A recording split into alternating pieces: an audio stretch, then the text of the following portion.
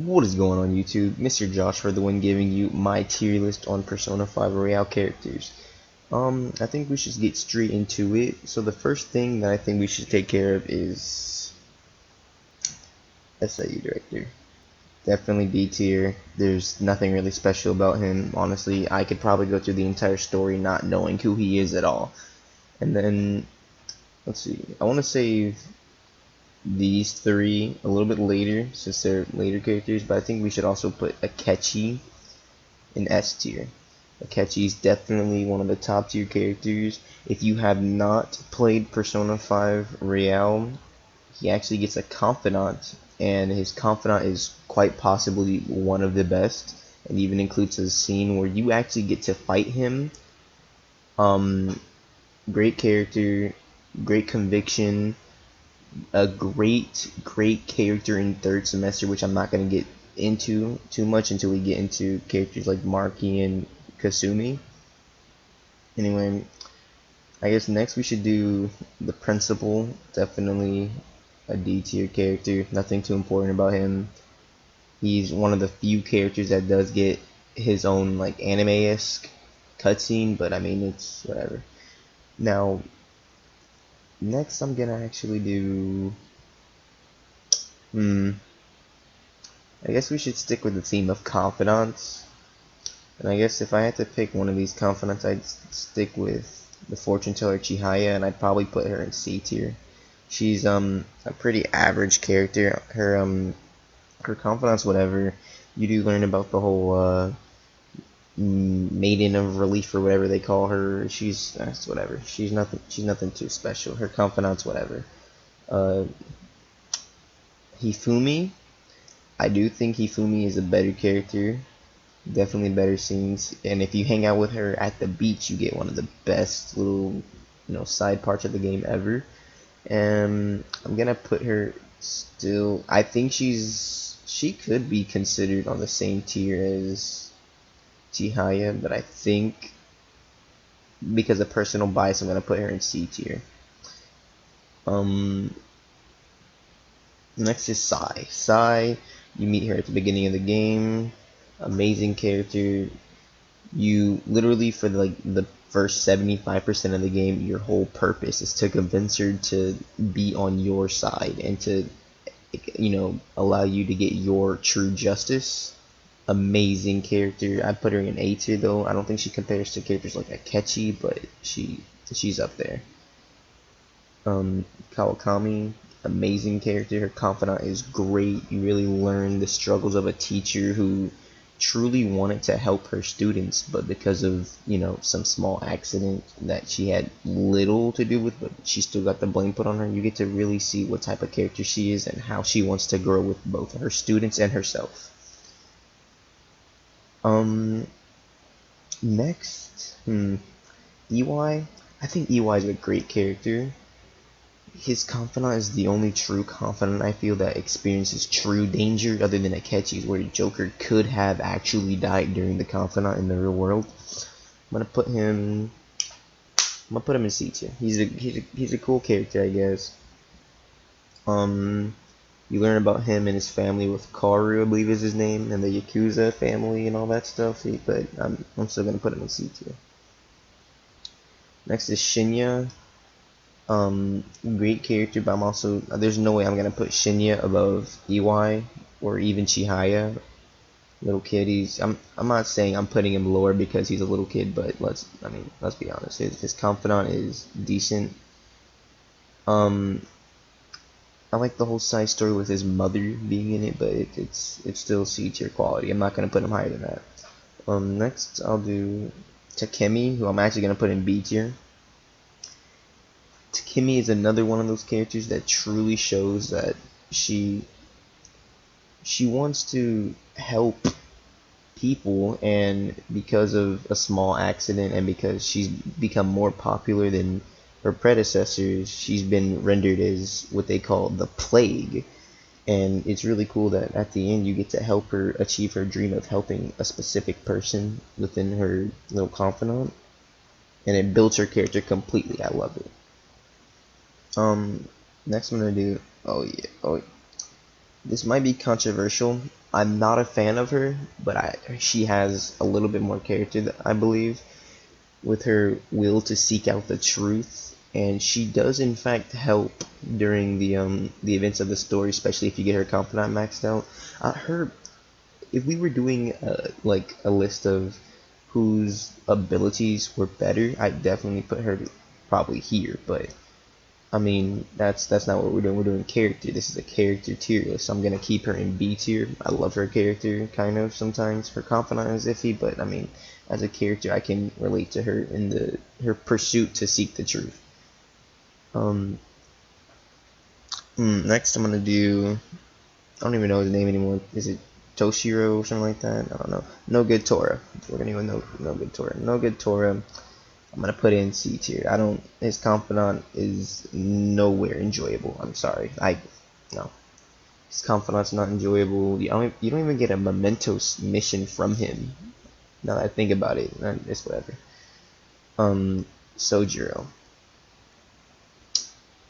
Sojiro is definitely going A tier. Sojiro is an amazing character. From the time we meet him, you already see that he's gonna be one of those interesting characters. I mean, when you first start off the game, you hate this guy. This guy, you hate him. First thing he does is not even acknowledge you by what type of person you are. He goes by your criminal record and tells you to keep your face out of everything. And if I'm being honest, you feel a little bit of malice towards him until you beat until he actually lets you out. I think when he lets you out to the world, that's when you truly start liking him. And another great point about him is when when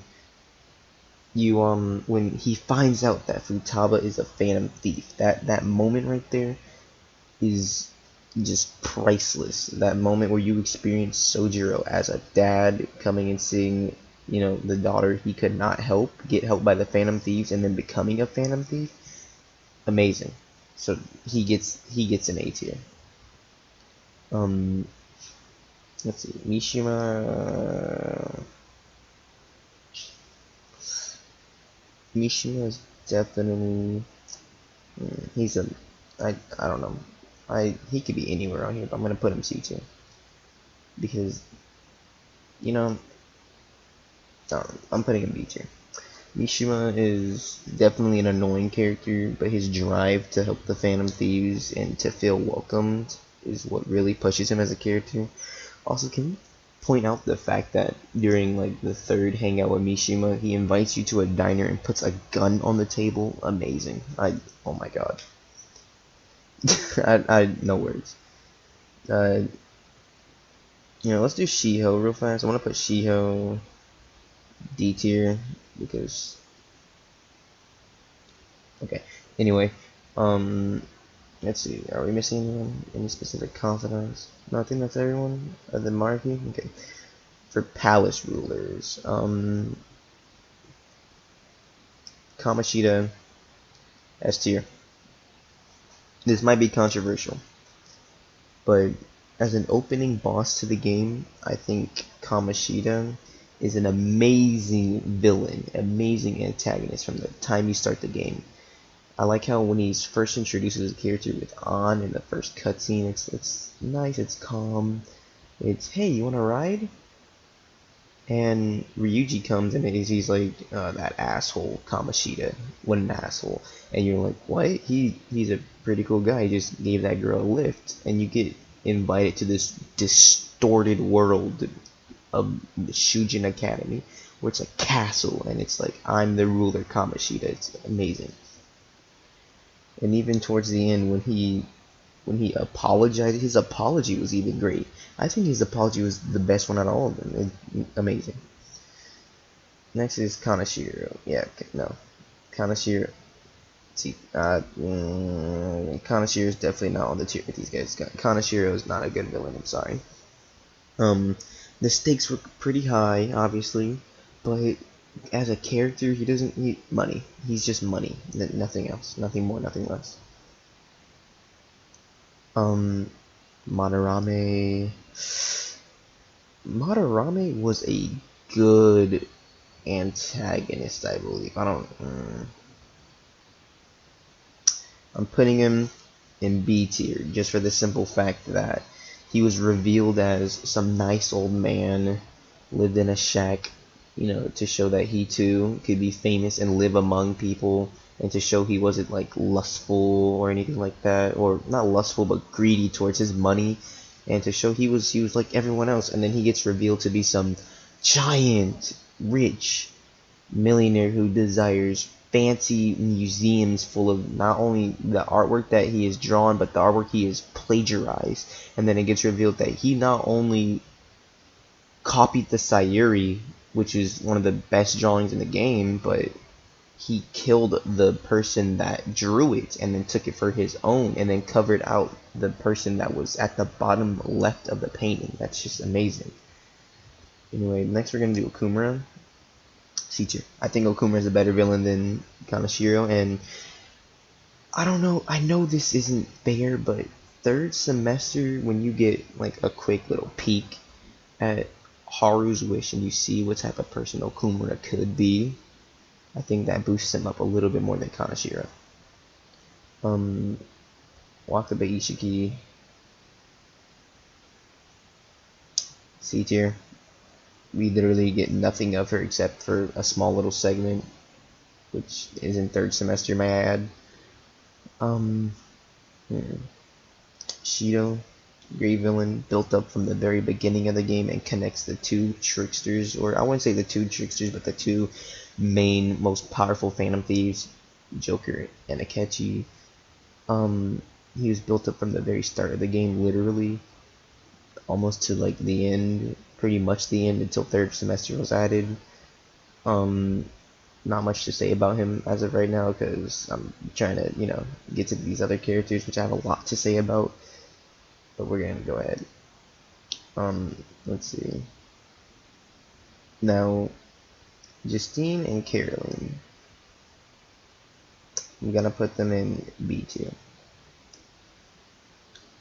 Now, Justine and Carolyn are the twin wardens, of course, who have an amazing confidant, and I like during their confidant how they constantly go back at each other, and they always feel like they have a certain purpose to a certain character, which would be you, the prisoner, that Igor isn't truly letting them fulfill, which I think is amazing. And even towards the end, when they have that small conviction, they're like, no, we're not supposed to kill him, we're supposed to help him, and then they turn into Lavenza, who I'm putting in A tier. Lavenza being the true purpose of helping the trickster out and all of the trickster's friends. It's like these two combined basically, and she gets the job done definitely, and even is the reason why we are even able to help with the Marquis situation. Amazing character. Jose, I don't know, Jose is a weird case because you don't really learn much about him except for the fact that he wants to learn about humans, and then towards the end he asks if you want to scrap, and you obviously slide Jose. You slide this little kid because he wants to fight you for some reason. Cute factor, I'd put him here, but Jose doesn't really have much character per se, so I'm putting him in C tier. Joker. Now, I don't know about you guys, but a lot of people argue that Joker's a silent protagonist. He can't go above B tier, and I'm saying, no, you must have played the game wrong, because I love Joker as a character. I mean, obviously I love people more than Joker per se, but Joker is definitely one of those characters that I think deserve the S tier spot. He's an amazing character, and is not only an amazing character, but he's one of the main reasons why a lot of the confidants even get to where they are now. There's no denying that Joker is a good character. Ryuji, S tier character. Ryuji is definitely, since I believe day 3 when you meet Ryuji, an amazing character. He's like your right hand man. He's like your best man in the whole game. Typically on your side 24/7. From the time, I love his confidant too. Let me get into his confidant. His confidant is great with the whole track meeting thing, or the little track team thing, which goes back into Kamashita, which is a good point for making him also S tier. Kamoshida is of course the reason why his track team was destroyed, and Ryuji must go through the ashes and try to help build them back up, which is amazing as a character, and it builds his character as well as a confidant and everything. He's an amazing character. Also, the for real meme is great. Okay, all the Ryuji memes are great. Anyway, next we're gonna go into Yusuke. Yusuke, I'm gonna put in S tier. I'll give it to Ryuji. I'll give it to Yusuke. Yusuke is another one of those great characters that I believe deserves the S tier spot. And also, Yusuke gets the award for the best awakening in the game, as well as Madarame's Palace being one of the best also, which we should definitely do a tier list on that as well, which I'd probably get like my friend Caliber to help me with. I'll actually plug in his channel in the description below. I'd love it if you guys checked him out. He's a great YouTuber. Anyway, Yusuke is definitely one of those characters. He's the eccentric one. I don't know how to describe it. He's like the person of the group that everyone needs, that is different, that will not follow any of the standard norms. And even on New Year's Day when you have the party, he wears that ridiculous scarf. It just shows his character as like different, artistic. He always does that little pose thing where he forms like a square with his hands too, to show that he's looking for, like, I'm guessing that's him looking for the beauty or the art in whatever situation he's in. Amazing. And he's very driven. Even in his confidant, his pathway to finding true art and going from someone that only looks for desire to desiring hope with his art, amazing. Makoto, B tier. Oh my, Makoto is. I don't know how people consider her best girl. I don't even want to talk about Makoto. She's like a robot. She's so bland. They call her the jack of all trades, but she's kind of useless, to be honest. Morgana, A tier. Not only the king of looking cool Joker, but the king of simping. Like, there's no way Morgana cannot be a top tier character. Oh my god, Morgana. From the time you meet Morgana, when you first meet Morgana, you think he's actually gonna be somewhat of the leader of the Phantom Thieves, which is really crazy to me, thinking back. And as the time progresses, he goes from a character that seems to know everything to a character that just wants to belong. And I think that's what makes him one of the greatest characters, but not greater than, of course, S tier. I'm sorry, Morgana. You're almost there. Haru is a tough case. Oh wow, notifications, sorry. Haru is a really tough case because you meet her so late in the gameplay, I guess you could say. For Haru's situation, I believe if we had more time with her, I'd put her a little bit higher. She's definitely, like, if I had to put these in order, I'd definitely say Haru's a better character than Makoto, but we don't get enough time to experience Haru. Haru is definitely a great character. You get to see that she's trying to be her own woman and make her own decisions, and at a large scale too. It's not just like with her marriage. It's with her company, Okumura Foods now. It's everything. She's trying to make her own decision and not be influenced by other people, and that makes her a really great character. Other than Miss Robot here that wants to learn about the world. Futaba. I don't like Futaba that much, but I'm not gonna down her just because of that. I mean, she gets her own palace. What other? You're not getting your own palace. You're not getting your own palace. These two are definitely not getting their own palace. You're obviously not. Like, she's the only Phantom Thief with her only palace, and though I hate Futaba's palace, it does give a little insight to the torture and torment she's been going through since her mother died. And even in third semester, when Wakaba comes back to life slightly, and it's like she gets that time with her mother, she gets rid of time with her mother, the person that was in her palace, to help Joker and to help society get back to the reality that they deserve, and it's amazing. Now on A tier. I don't care. I'm an On fan. On is definitely an A tier character. Her confidant is a little bland. It goes with her whole like thought to strengthen her heart or whatever. And I don't know, her confidants, whatever. What I'm more really like paying attention to is her role within Kamoshida's little segment of the story, where Kamoshida he's pretty much torturing this girl. Every single day she has to go through the fact that if she does not comply with Kamoshida, her best friend Shiho, may I add, Miss Useless over here, will get put off the team. She's risking everything in her life so that Shiho can be happy, even if it means going against Kamoshida. And she's also the person that made the executive decision of not killing Kamoshida. She could have killed this man, and she chose not to, because there's things worse than death, and I love it. It's amazing. Now, Kasumi, I would put A tier, but we're not talking about Kasumi right here. We're talking about Sumire. Sumire gets S tier.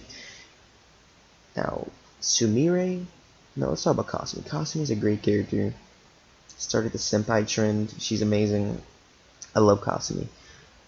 She, as a character, I like the fact that she really looks out for Joker as a character, and the dance scene was amazing, but you know, that's whatever.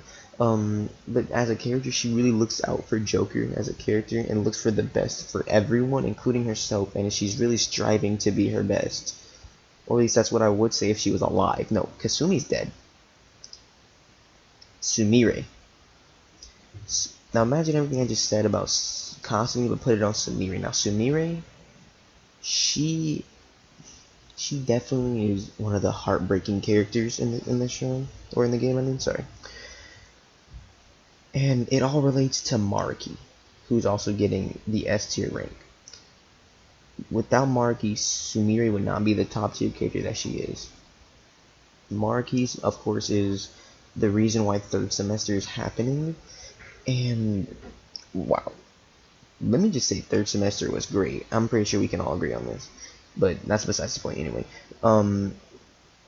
Maruki, with his persona that allows him to perform actualization, which, may I say, actualization is the ability to make whatever you choose, pretty much turn into fruition. So if I was like, I want Yusuke to start acting like Ryuji, it would happen just like that. Anyway, Maruki, after Kasumi died, it's Kasumi that died, not Sumire. Sumire was the one that survived. Kasumi died. After Kasumi died, she went to Maruki for therapy, and Maruki used his actualization to turn Sumire into Kasumi. Now then, when this gets revealed, oh my gosh, this was probably one of the first times I cried in a video game. This was insanity. Oh my god. The fact that this character that you've lived with since the beginning of the game turns out to be someone else, and it wasn't her fault, and she did it out of like fear of knowing the truth about herself, builds her as a character so much. Oh my god. And even with her confidant, when she's getting comfortable with herself, and even if you didn't romance Sumire, you're an idiot. I'm sorry, you missed out on a lot. Because as a character, when you romance her, she also shows like she's a good person. This girl, she did not mean to take part in the actualization, but she was afraid, which I have to sympathize with. Now Maruki, this guy has a dream. And his dream isn't, he has a palace, but his palace isn't for something bad per se, but he is taking away the results of history. He's taking away all the struggles that humans have gone through, which is definitely not good for the human race, because you cannot learn without mistakes, and Maruki takes away those mistakes and makes everything happy chocolate cocoa land or something. It doesn't work like that, and which is why he has a palace. Now Maruki himself, he's pure. This man, even to the final cutscene of the game, is a good guy. He's just doing his good guy things in a messed up way. which is why he's considered a villain. But even from the start of the game, when he's revealed when you first meet Maruki and he introduces you, he finds out you're a Phantom Thief without you noticing, and he doesn't rat you out. First off, let's take that into consideration. He could have ratted you out. Along with that, he knew the Phantom Thieves would come and try to stop him. He knew this would happen. He says it multiple times, like, I hope in the future, as the Phantom Thieves, we can be friends and not adversaries. He knew you were going to go into his palace, and he knew you were going to try to stop him, and he still didn't rat you out. Top tier thing to do. Next, with his little story with Rumi, oh my god, I felt so bad. Rumi, like, he used his actualization on Rumi to make her forget. Okay, well, my understanding of this is that with Maruki's actualization, he makes things happen by doing the best outcome possible, and the best outcome possible was having Rumi forget Maruki was a thing. And because of that, he chose not to go back into. He chose not to stay with Rumi, which I think is crazy. Like, that's your girlfriend. That's the woman you love, and in order to protect her, he literally did everything he could, and sadly everything he could was to let her go, to set her free, and that right there is amazing. Along with that, can we talk about Maruki's drip? Like, if I have an image, I'm gonna put it up on the screen. Maruki in his suit, his white suit, is so amazing. He's the only palace ruler that I think has significant drip. Like, oh my god, this man has slick back hair, white tux, and even at the end when you get into that fist fight with Joker and you slide him, oh my god, amazing. I'm gonna put that on the screen actually if I can. I'm gonna get gameplay on my Elgato and try to put it on the screen right now.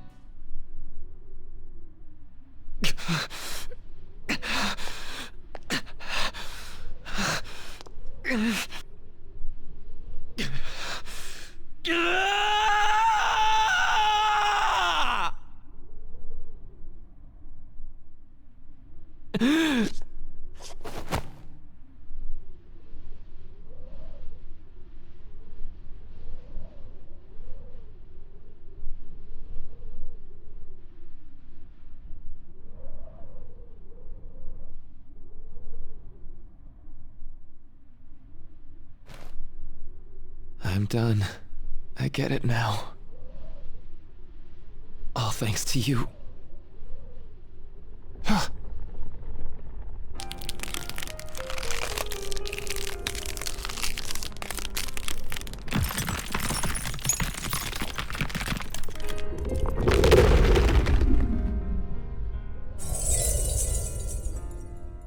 And that should pretty much do it for the video, guys.